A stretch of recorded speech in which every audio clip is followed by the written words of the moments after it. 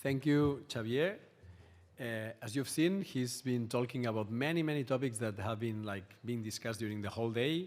Secure communications with quantum technology, constellations, space debris, the role of Europe in the space sector. A lot of topics which have been discussed and are really important for all of us. Regarding the connectivity side, the conclusion is that we are a connected society and we are totally dependent on satellites. And then he talked about connected mobility, where we are seeing a future where cars are going to be autonomous and they will talk between them completely connected. Then the role of these big mega constellations, Starlink, Kuiper, and how they can affect the whole ecosystem. The new SATCOM players and the disruptive models that they are bringing. And we also learn about the Iris Square, which is a satellite constellation for fast internet everywhere in Europe. And regarding the navigation program, of course, Xavier talked about Galileo and EGNOS, and the future navigation program, which is this PNT, and something that I really loved. I didn't know about that. It is my research topic, which is this Moonlight program, where in partnership with NASA and JAXA, they are thinking and dreaming about having this connectivity also on the moon. Thank you very much. Yeah. Good. No, thank you for such a good summary of Xavier's presentation. But I think that what is important, and linking to the next panel, is how to achieve that without a good team, without us as part of the space sector.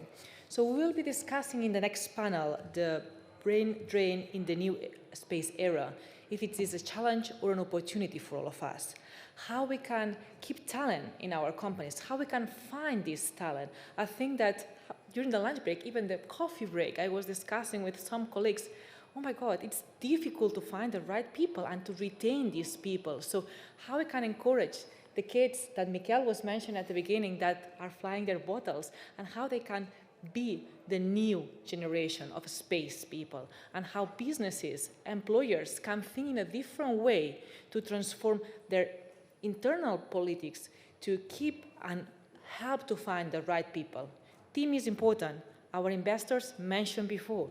Team is important to create new technological achievements, and team is important for all of us to be part of this sector. So the next table will be moderated by Joan de Dalmau. Joan was raised in a multilingual German and Spanish family. He's fluent in 7 different languages. And to be honest, this is the last speech. And I was thinking, should I just be a little bit brave and ignore my own script and just present a little bit Joan as I think that I would like to present him, no? He has been a mentor for I don't know how many people in this room. He has been known for his previous roles as a president of the International Space University, for different roles in ESA, for events that I hear. But I think that he's well known to be the person that helps when you don't know who can do that. Just call Joan, and Joan will always be there to help you. So I think that I want to say thank you. Thank you to be part of this panel, and thank you to be part of the space sector. Thank you, Estelle. Thank you, Mikel. Thank you.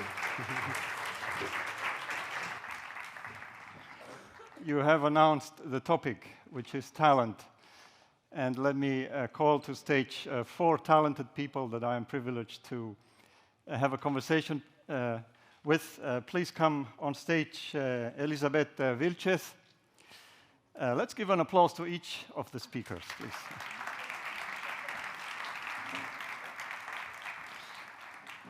Roca. Applause. So make sure you sit next to your photo so that we don't mix up our talented audience. The next person is Amaya Gamarra.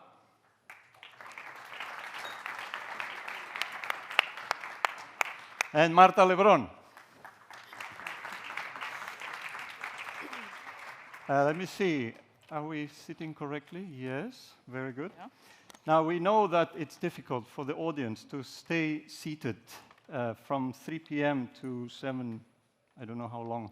So we have decided that we will keep the audience busy. So stay prepared physically and mentally for some activity.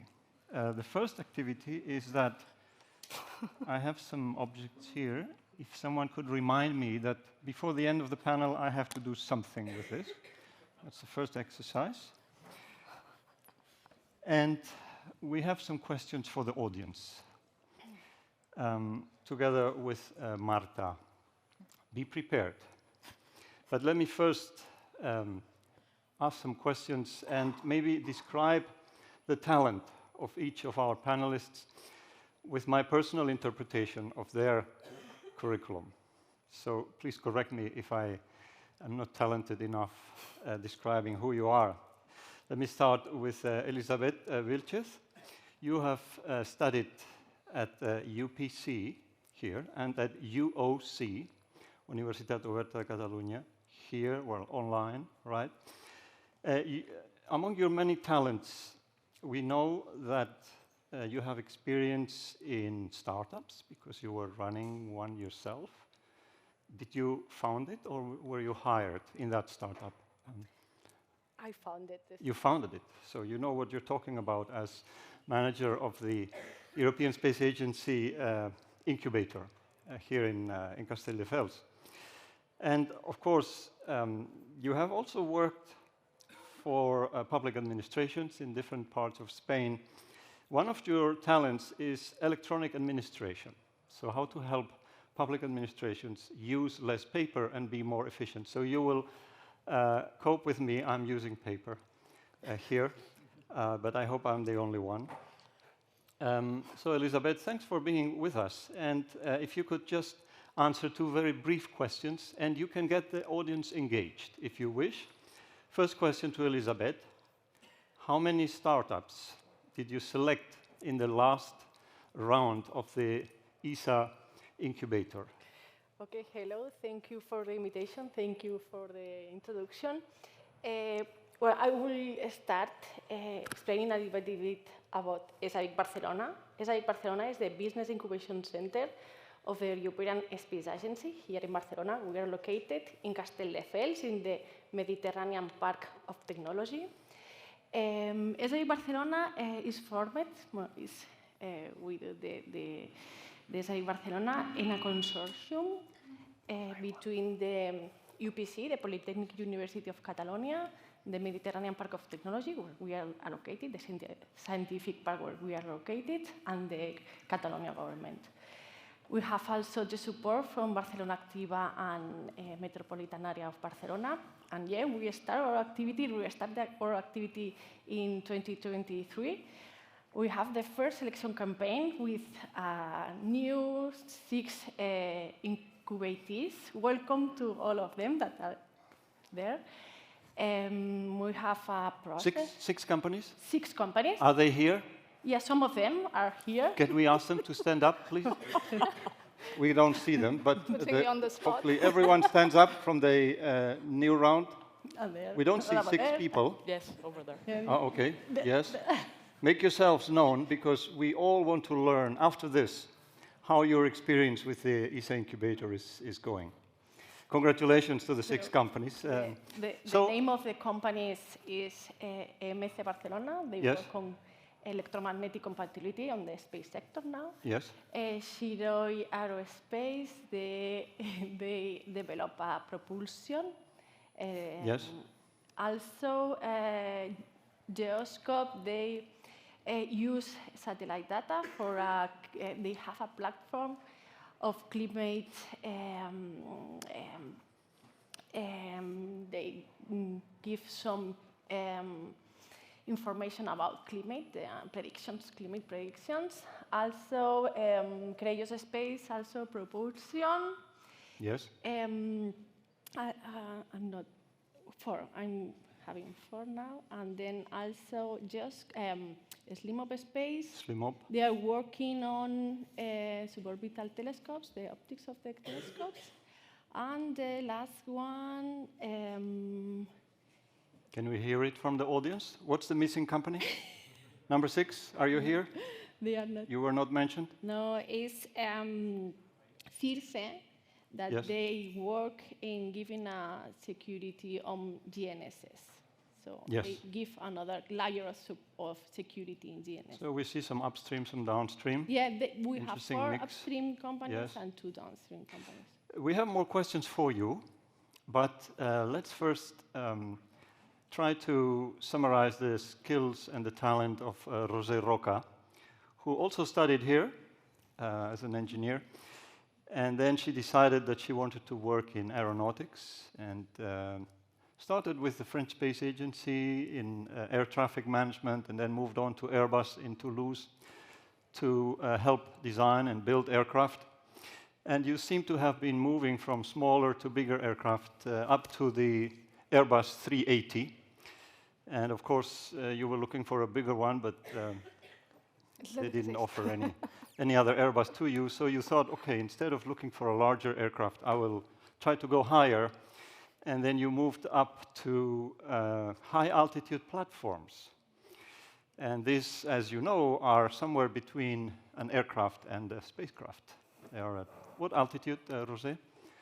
It's in the stratosphere, so 21 kilometers. Okay. So that's where you are. You have been for a number of years, and this has brought you to the United States, to the UK, to Germany. And now you're back here. But high-altitude platforms were not high enough for you. You are now in the satellite business, right? So during this trajectory, you have moved from a junior engineer to a more senior one, to a project manager, to marketing. And now you are heading a full unit of Airbus here. How does one do that? What does it take? If you could give us a shorter answer than Elisabet.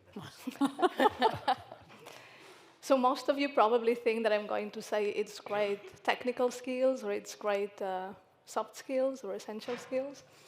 I will just say one word. I think it's grit. Grit. It's having the will to do it. Yes. So how do you do that? Yeah. I mean, we can see you have a strong personality, but can you say a bit more? So I'm not going to diminish the other assets and skills that we all have to grow, to develop, and to go from one side of a job to the other one, perhaps in the space. But it takes a willingness and a perseverance and overcoming obstacles and standing up again. So this is what I define as great. It's not giving up at the first obstacle, and even though you may have had lots of no's in your path, being comfortable with the no's, learning what you have to learn from it, and keep going, keep going, keep going, until you get where you want to be. Can you build a family at the same time? Can you build a family? Yes. I'm trying to. Yes. So some of you may recall me from last year. I was sitting here, I was 8 months pregnant. I delivered the baby, entry into service went very smooth. And I've been a mom, first-time mom for the last year, at the same time that I was becoming the managing director of an EBS affiliate.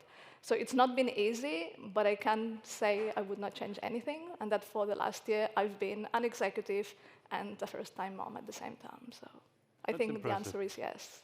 That's impressive. Congratulations, José. And if you allow me, I will move now straight to Amaya Gamarra, who I know has also been able to combine a beautiful career at GTD here in Barcelona after her studies at UPC, but also at UOC, so similarly to Elisabet on different fields, but you're both engineers.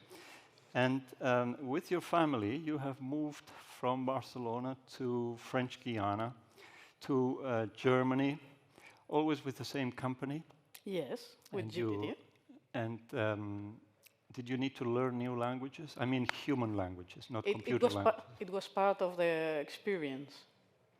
So it was interesting to live abroad and to learn new languages and new ways of doing. What languages do your children speak? 4, Catalan, Spanish, English, and German. And the youngest one is what age? 18 years old. 18, 4 languages, not bad. Not bad. Not bad. So talking about skills, when you're hiring new people at GTD, what skill set do you look for, other than languages? Because your customers are really all over. I'm trying to hire people who present good communication skills and also who have fun what they do. So I think this is the secret of our profession, of our job, is that we are so lucky that you can spend a working life for 30, 35, 40 years and having fun every single day. Having fun. I can see some nodding. You seem to agree. Any comment on this? Having fun at work, that's a basic ingredient? Yeah, I think it's fundamental to Yes. to work. And if you work in whatever, you're having fun, so you are doing your best.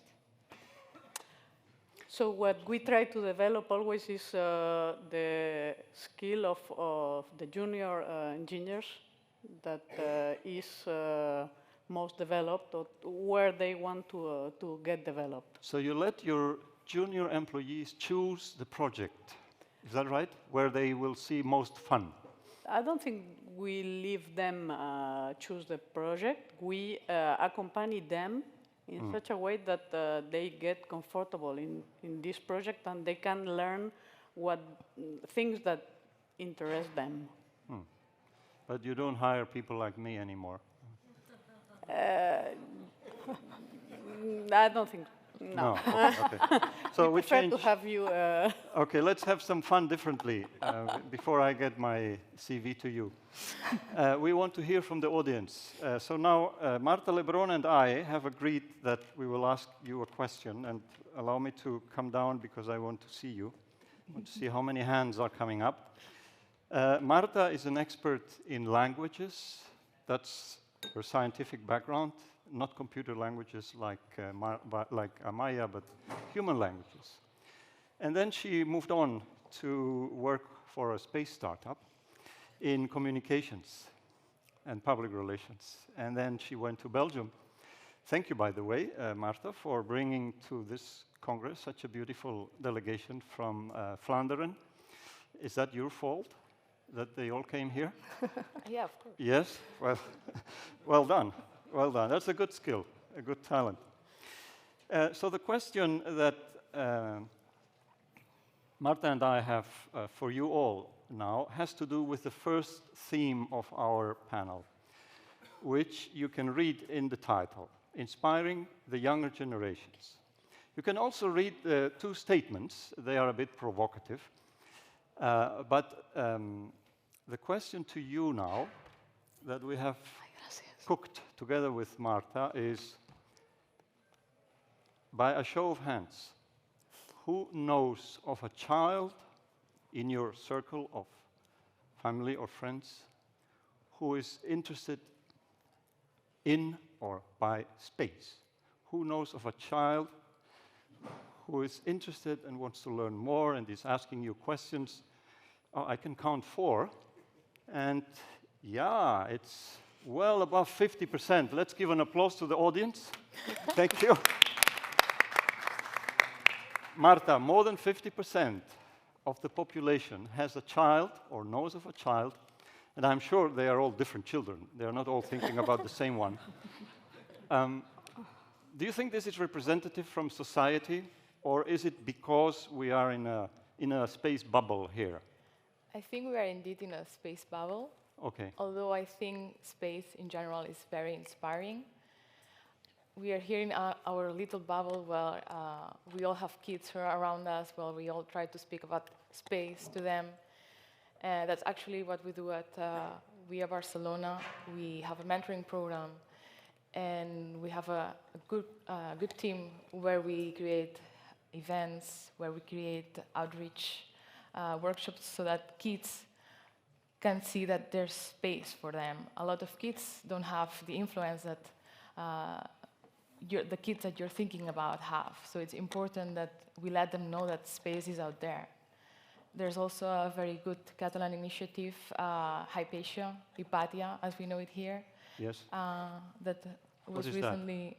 They were recently in news because it was an all-women Mars simulated mission. A Mars simulated mission. Yeah.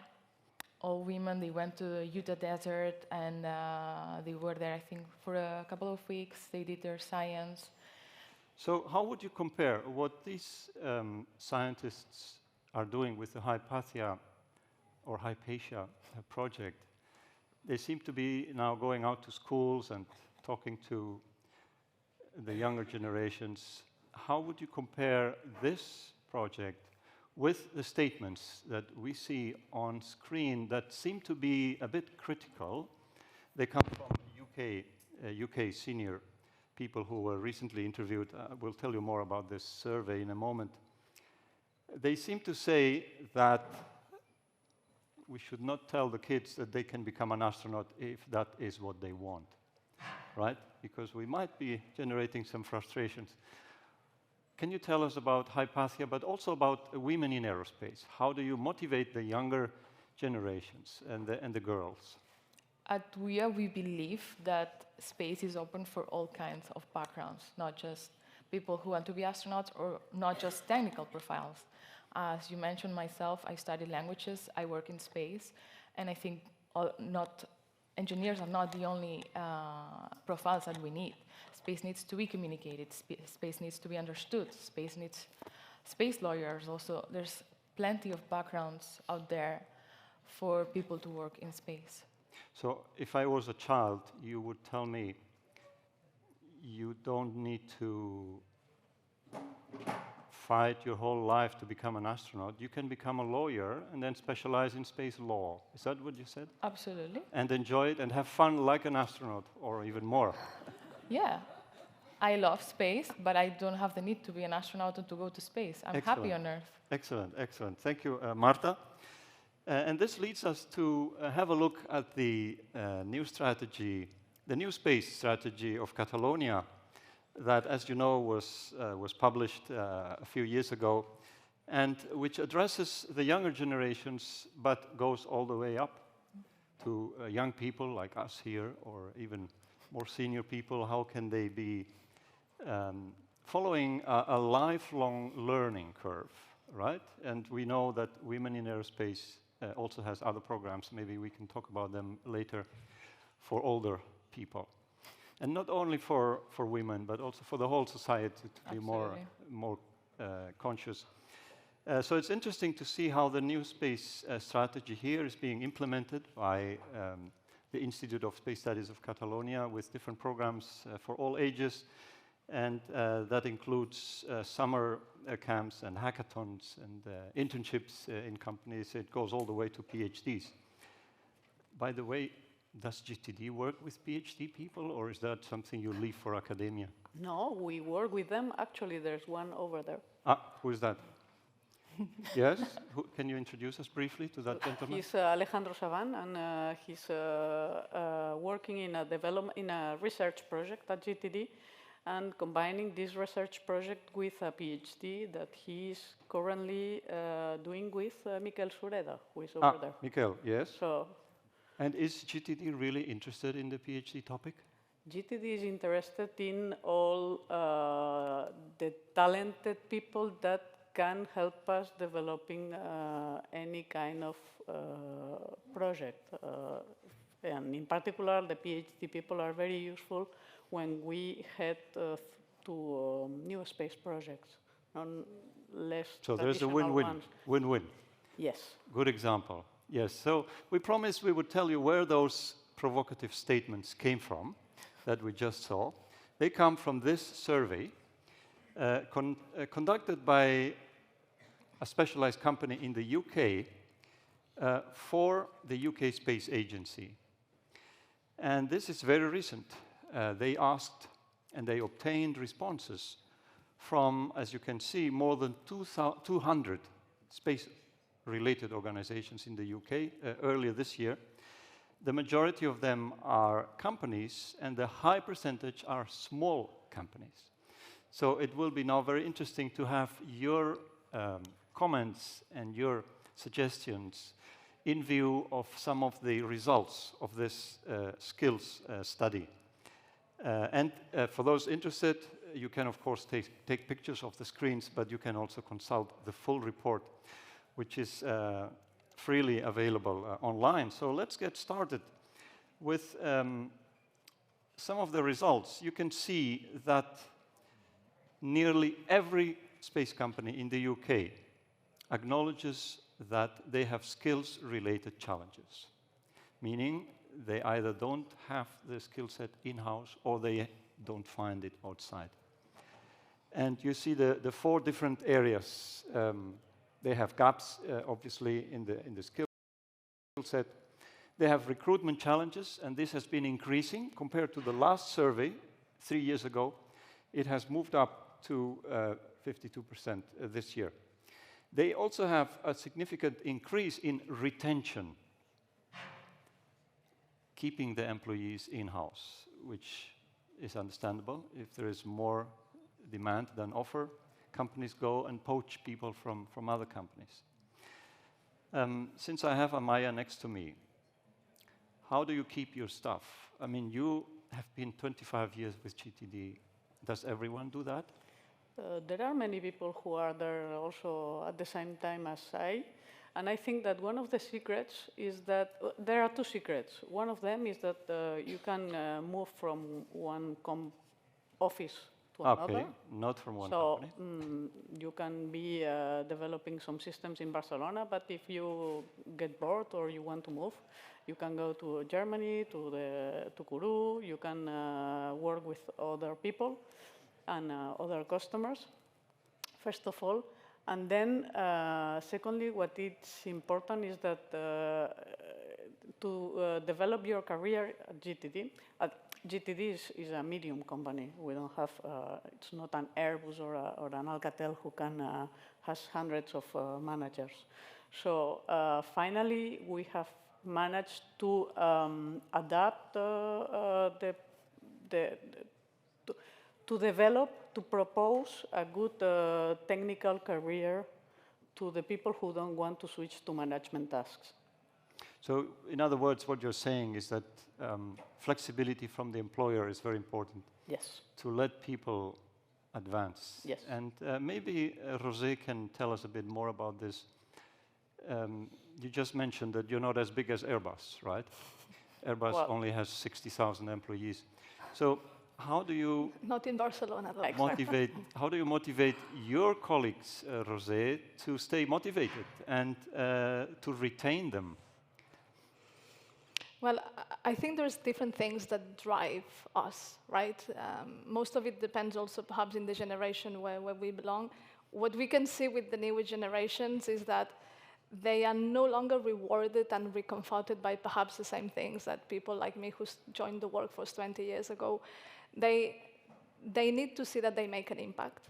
They need to feel that they are working on something Useful. important, useful, and they need to feel they are important, that they are not just the last entry person who's doing perhaps a job that no one else wants to do. So it's important to give space to grow, to make them feel that they are an integral part of the project that you are, and that you make them feel passionate about what they do.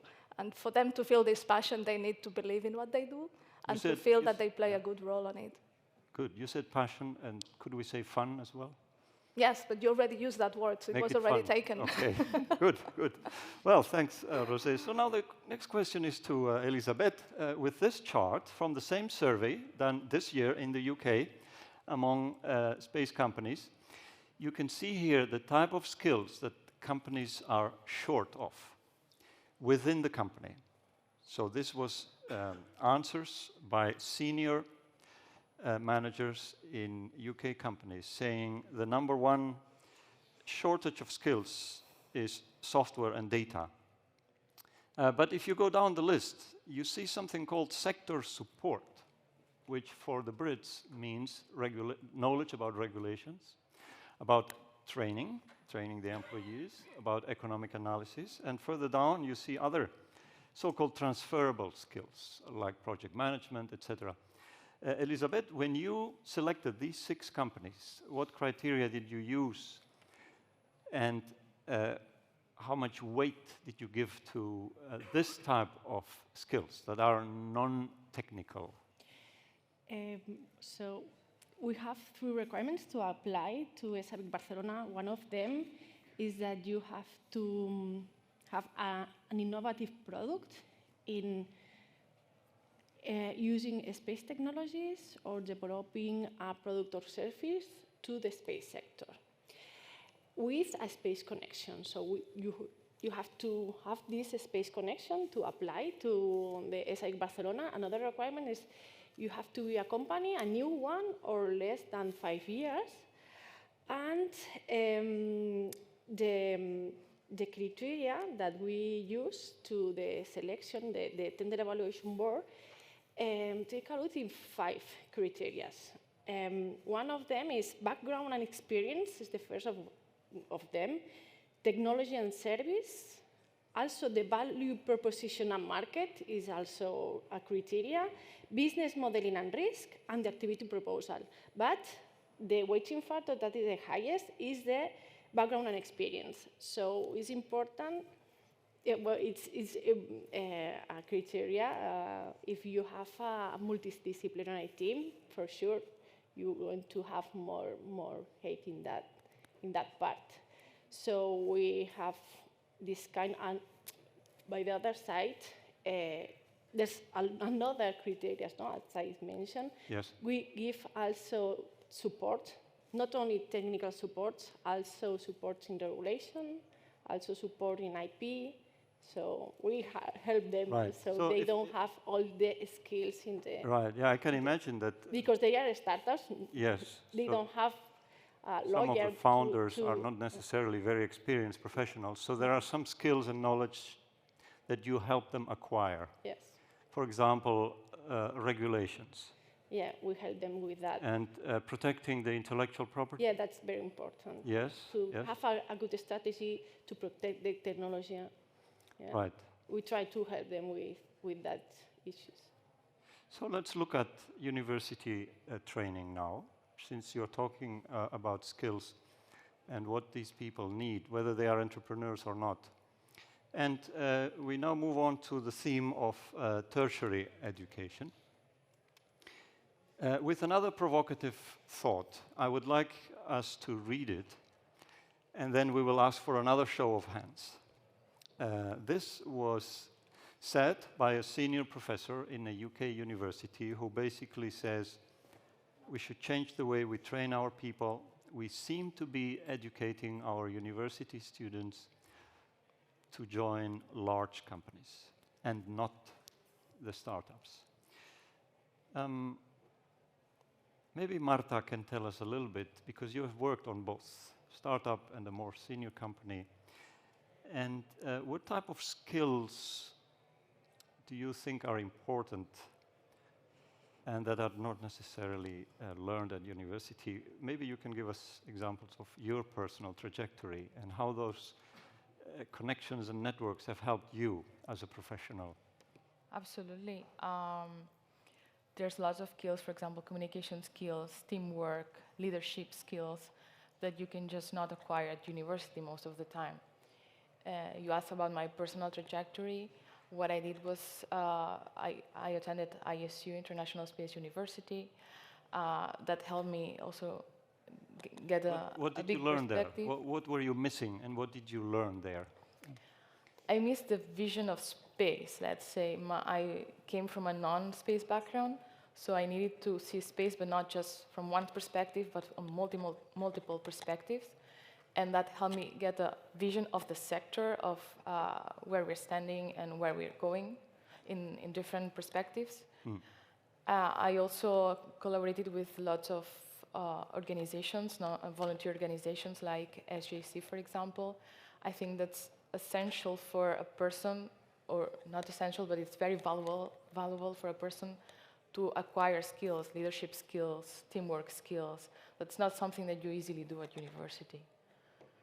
So that's something you have to learn yourself and practice and be proactive. Basically, right? that's a bit on you, let's say. Would you like to tell us one word about the Space Generation Advisory Council? Is that a recommended network? For me, it was. Space Generation is a huge network. It's all over the world. Just for example, in Barcelona last week, we had their main event here in Spain. And they have lots of professional development opportunities that people can join and work in a very international team and acquire very different skills. Yeah, so a recommendation for people between 18 and 35. 35. Correct. Good. Space generation, don't forget. So now I hope that the audience has their opinion ready to say if you agree or not with the statement on the screen.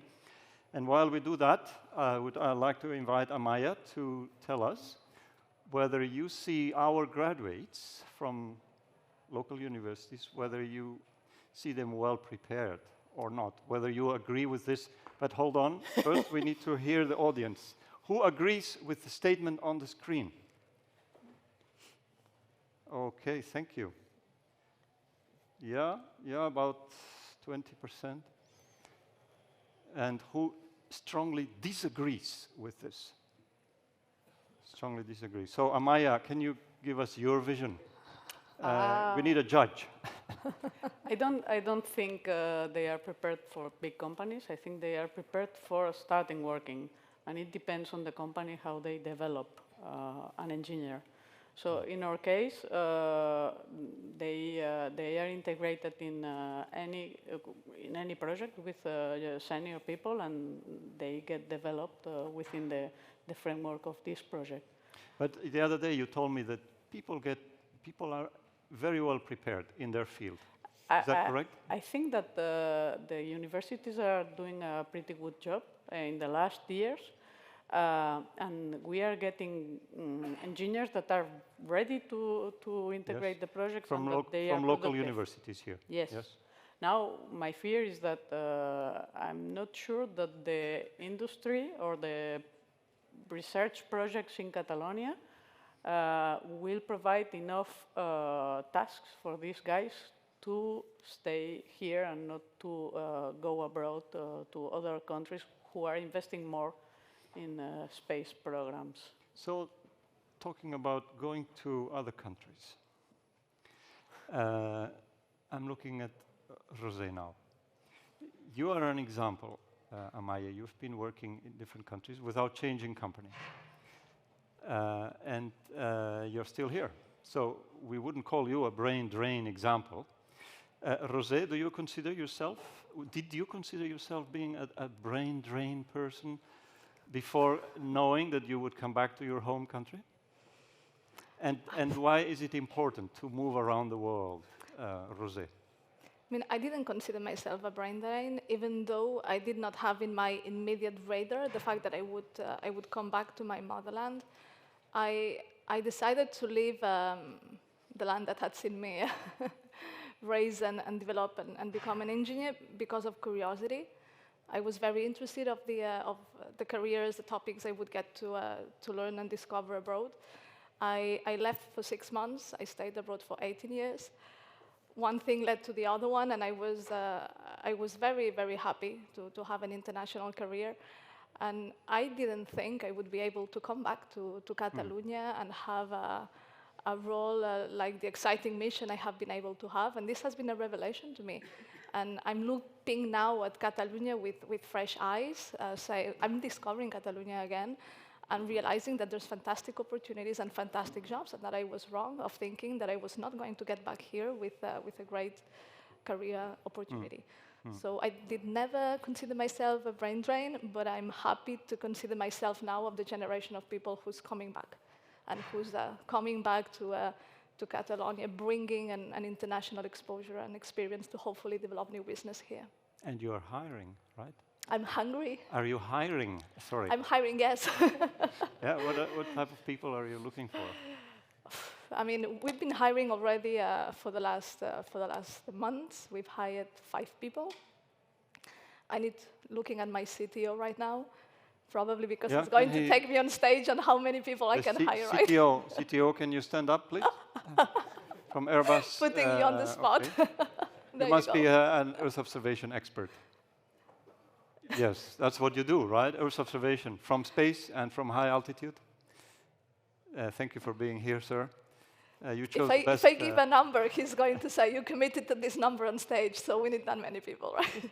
No, but we are going to grow. We are growing the Yes, hubs business, yes, and yes. we'll be hiring as part of that. Right. So talking about growing and looking now a bit into the future, we are approaching the last topic of our conversation, which is how do we retain our colleagues, but also what type of people will we need in 3 years from now? This is what the UK space sector responded only a few months ago. Number one, artificial intelligence and machine learning. 70% of UK space companies will need this in 3 years. Also before, but the question was, what will you need in 3 years? Also interesting is to see, and here maybe any of you can help us interpret these data and give us your opinions. There's a number of skills called transferable ones, transferable skills, those who are not specific to the space sector or the speciality of the company. And as you can see, they include teamwork, problem solving, technical leadership,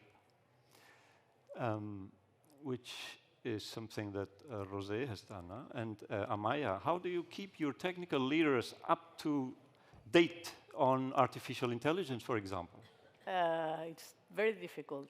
For instance, personally, I didn't manage to cover the gap, the technological gap with this discipline, and I had to go back to the university.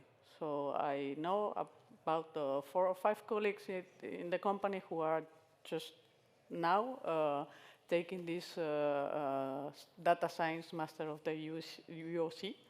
And I think that is something that should be improved in the future. I mean, the continuous training in many cases relies on the personal volunteer.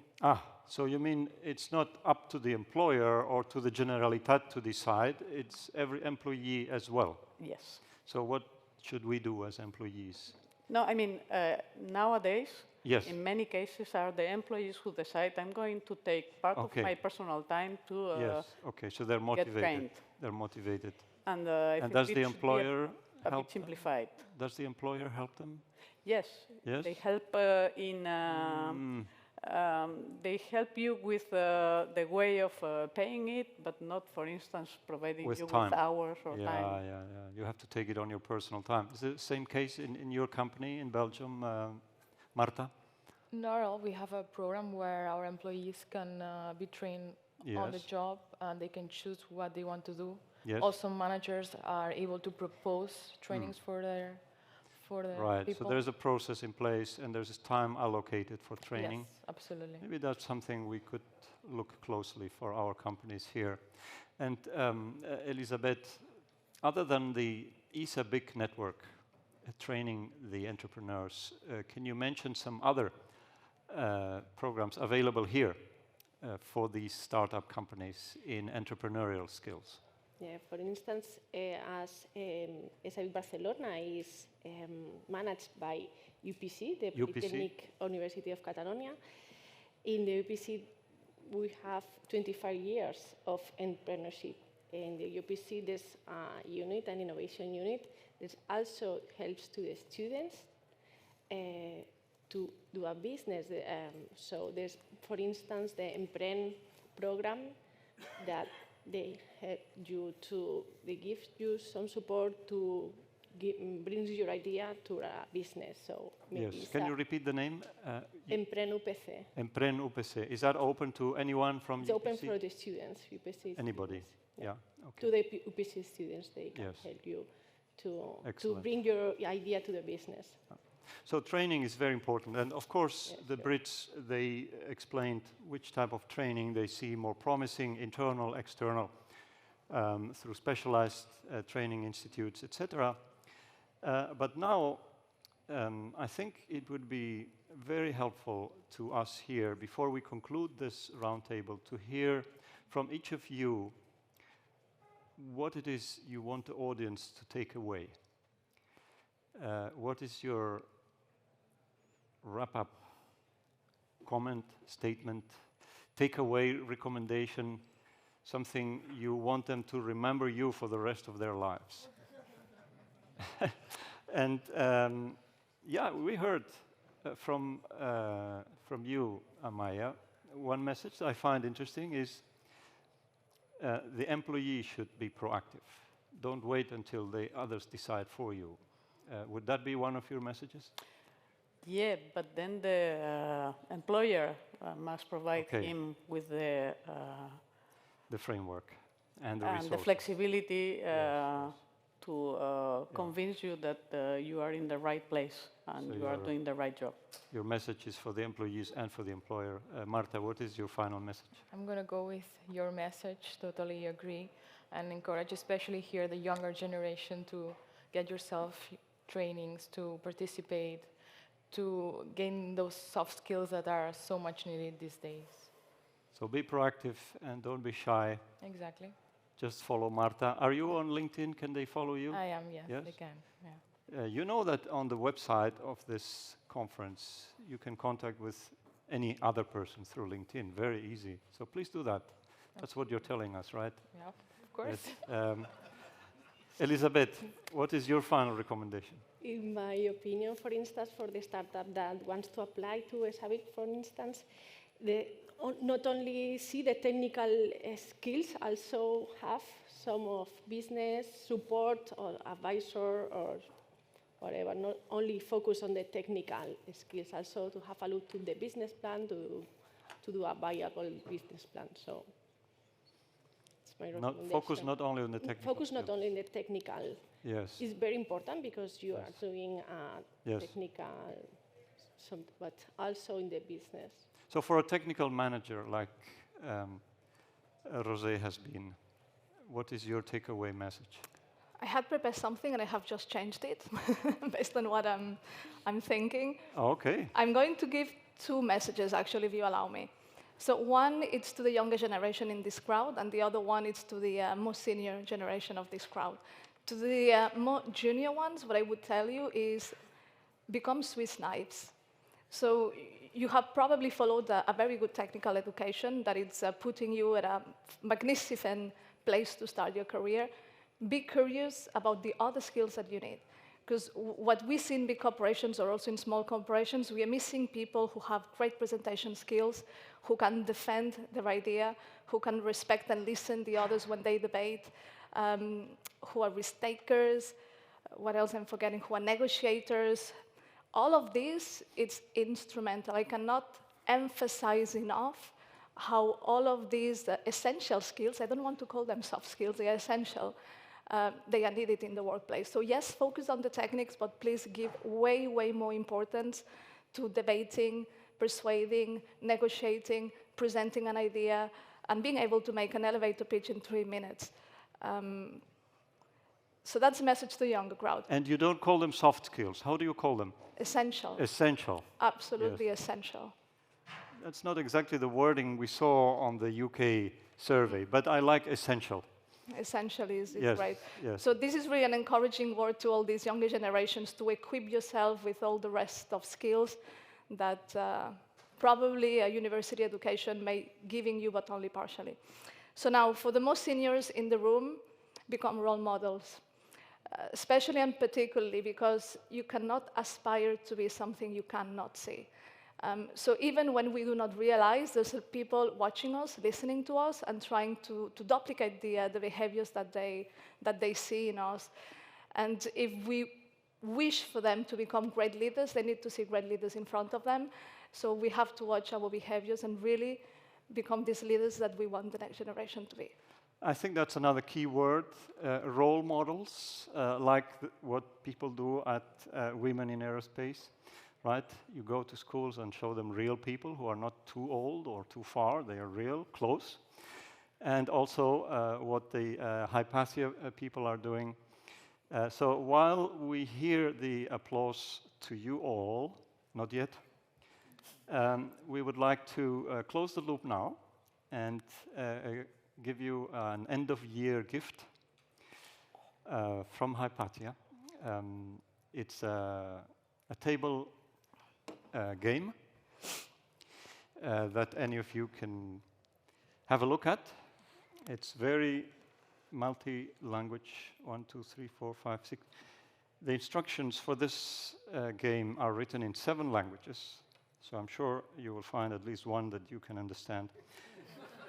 And it is to be played intergenerationally, so with one role model at least, and with people of all ages. And what I'm told, I haven't started playing yet, is that children learn the rules much faster. Has any of you played this game? No? Yes? Not yet. Okay. So let's give them a very loud applause, and I'll give them a gift. Okay.